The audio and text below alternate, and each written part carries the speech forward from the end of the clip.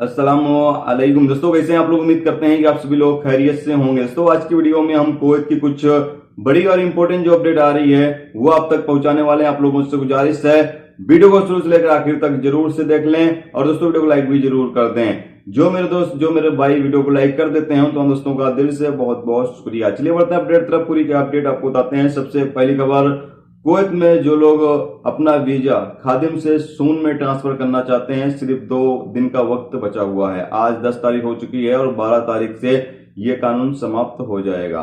तो जो लोग भी अपना वीजा खादिम से सून में ट्रांसफर करना चाहते हैं, अभी भी वक्त है 2 दिन का। आप जो भी प्रोसीजर है उसको आप फॉलो कर लें, बाद में आपका वीजा जो है वो खादिम से सून में ट्रांसफर हो जाएगा। क्योंकि यहाँ पर कोई नया ऐलान नहीं किया गया है कि आगे इसमें टाइम दिया जाएगा या नहीं दिया जाएगा। तो आप लोग अगर अपना वीजा खादिम से सून में ट्रांसफर करना चाहते हैं तो आप कर सकते हैं।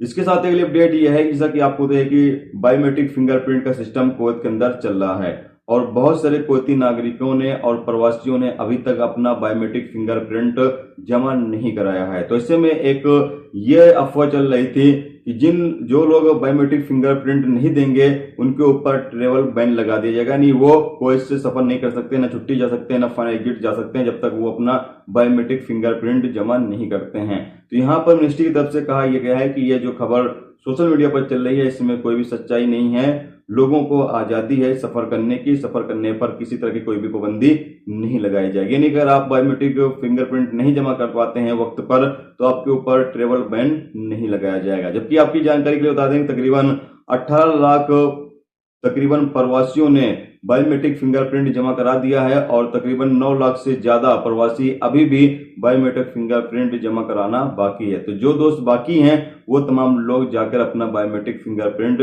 जरूर से जमा करा दें। इसके साथ अगली अपडेट यह है कि कुवैत की जेल में ड्रग्स और मोबाइल की स्मगलिंग करने की कोशिश को नाकाम बना दिया गया है। बताया गया है कि मोबाइल और ड्रग्स को कुवैत की जेलों में स्मगलिंग करने की कोशिश की जा रही थी, जिसको नाकाम कर दिया गया है और पुलिस ने इस ड्रग्स और मोबाइल फोन को जब्त कर लिया, जैसे कि आप सामने स्क्रीन पर देख सकते हैं। दोस्तों ये थी आज की कुवैत की 3 बड़ी और इंपॉर्टेंट अपडेट, इंपॉर्टेंट जानकारी जो आप तक पहुंचा दी गई।